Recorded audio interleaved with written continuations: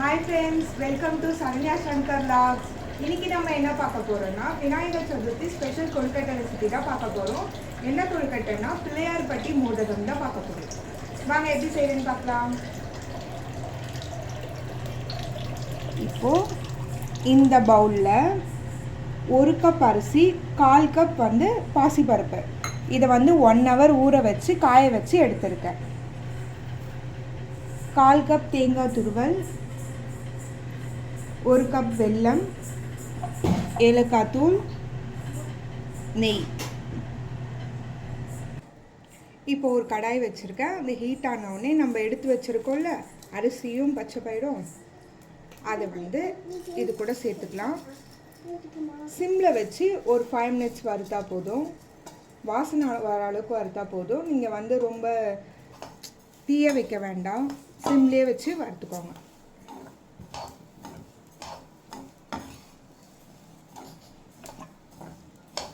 ஒரு கப் அரிசி, 1/4 கப் சிறுபருப்பு.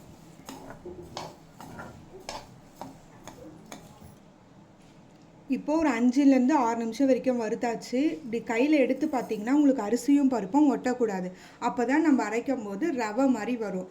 இல்லை ஈரமாக இருந்துச்சுன்னு வச்சுக்கோங்களேன், கொஞ்சம் பேஸ்ட் மாதிரி ஆகிடும், குழ குழன்னு ஆகிடும். அதனால் நல்லா வறுத்துட்டு யூஸ் பண்ணிக்கோங்க. உங்களுக்கு வெயிலில் காய வைக்கணுன்னாலும் நீங்கள் காய வச்சுக்கலாம்.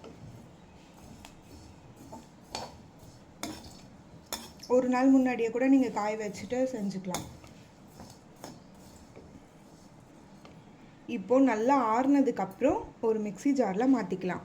மாற்றிட்டு கொஞ்சம் கொர கொரன்னு அரைக்கணும். ரொம்ப நைஸாக அரைக்காதீங்க, கொர கொரன்னு அரைச்சா போதும்.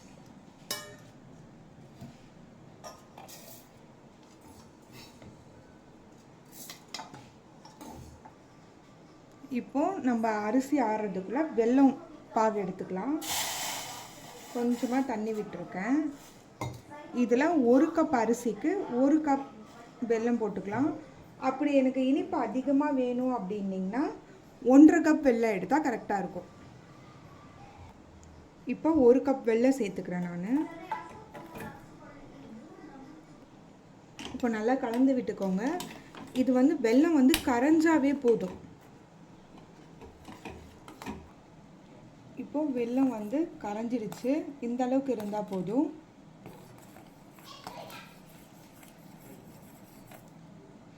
பாருங்க, அப்படி உங்களுக்கு மண் ஏதாச்சும் இருந்துச்சுன்னா வெல்லத்தில் நீங்கள் ஃபில்டர் பண்ணிக்கலாம், இல்லைன்னா நம்ம அப்படியே ஊற்றிக்கலாம். இப்போது இந்த மாதிரி கொர கொரன் ரவை மாதிரி நம்ம அரைச்சி எடுத்துகிட்டு வந்துட்டோம். ரொம்ப நைஸாகவும் இல்லாமல் ரொம்ப இதுவாகவும் இல்லாமல் இருக்குது பாருங்கள், ரவை மாதிரி. இந்த மாதிரி அரைச்சி எடுத்துகிட்டு வரலாம். இப்போது எந்த கப்பில் நம்ம அரிசி எடுத்தோமோ அந்த கப்பில் 3/2 கப் தண்ணி ஊற்றணும். 3/2 கப் ஊற்றிக்கலாம்.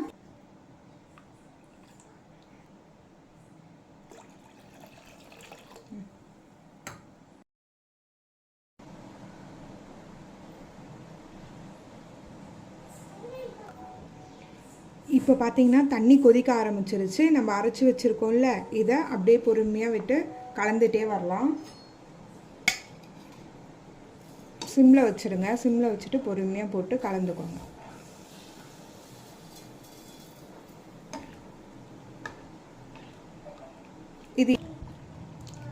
இப்போ இது இருக்க இருக்க கட்டியாயிடும்.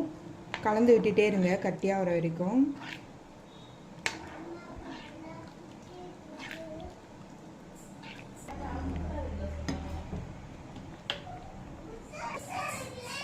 இப்போ நம்ம கிளற கிளற கட்டியாகவும் ஆகும். அந்த அரிசியும் பருப்பும் கொஞ்சம் லைட்டாக வேகவும் ஆரம்பிக்கும். இப்போ நெய் ஒரு ஸ்பூன் சேர்த்துக்கோங்க, வாசனைக்காக நல்லாயிருக்கும். சேர்த்து நல்லா கலந்து விட்டுடலாம்.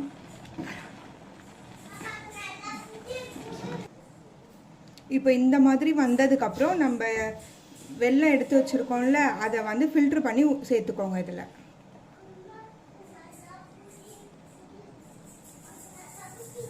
சேர்த்து இதையும் சேர்த்து கலரிக்கலாம்.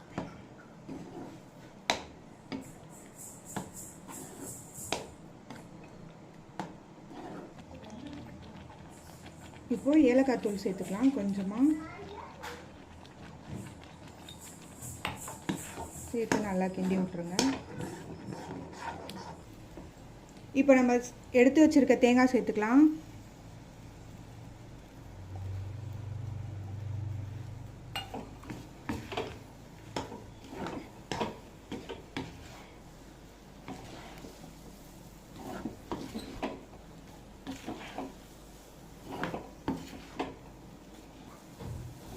இப்போது நல்லா கட்டியாகிடுச்சு.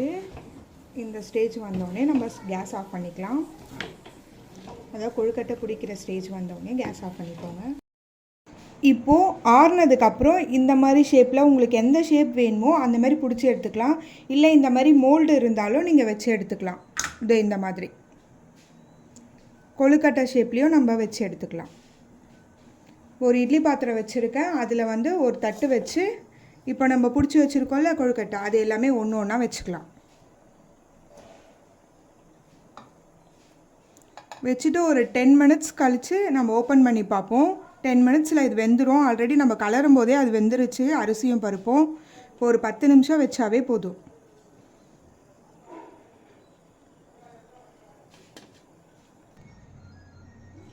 இப்போது 10 மினிட்ஸ் ஆயிடுச்சு. இப்போ நம்ம கொழுக்கட்டை வெந்துருச்சான்றதை பார்ப்போம்.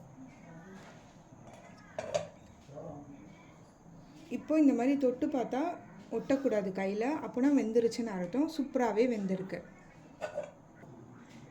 சூப்பரான பிள்ளையார்பட்டி மோதகம் வந்து ரெடி ஆயிடுச்சு. உங்களுக்கு எந்தெந்த ஷேப் வேணாலும் வச்சுக்கலாம். கொழுக்கட்டை மாதிரியோ இல்லை உருண்டை மாதிரியோ எது வேணாலும் நீங்கள் இப்போ ட்ரை பண்ணிக்கலாம். உங்களுக்கு இந்த வீடியோ ரொம்ப பிடிச்சதுன்னா லைக் பண்ணுங்கள், கமெண்ட் பண்ணுங்கள், சப்ஸ்கிரைப் பண்ணுங்கள். இதை ட்ரை பண்ணி பார்த்துட்டு எப்படி இருக்குன்னு சொல்லுங்கள். பாய்.